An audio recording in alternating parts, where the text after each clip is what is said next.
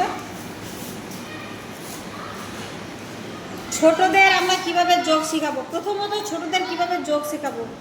যোগ অনেক নিয়মেই করা যায়। আচ্ছা দেখো কত আছে উপরে?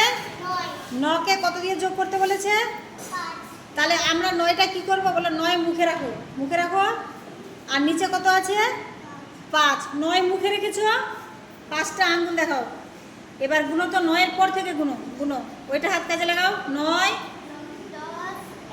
এটা হাত দিয়ে 5টা আঙ্গুল দেখাও। 9-এর পরে গুনো। 9, 10, 13, 14। বসাও 14, 14 বসাও। আর একটা করে দাও। 5 যোগ 3, যেমনি যেমনি করে দেখালে ওটা ওইটা হয়ে যাও। 5টা বড় আছে, বড়টা মুখে রাখো। আর নিচে কত আছে? 3টা আঙ্গুল, হাত নামাও। 3টা আঙ্গুল। এবার 5-এর পর থেকে গুনো, 5-এর পর থেকে 5, তারপরে 8। বা ভেরি গুড, বসাও 8। সবসময় বড়টা মুখে রাখবো। তোরা 8টা লিখতে তো সুবিধা, তোদের সবসময় পেঁচিয়ে দিচ্ছিস 8কে কেন? লম্বা হবে।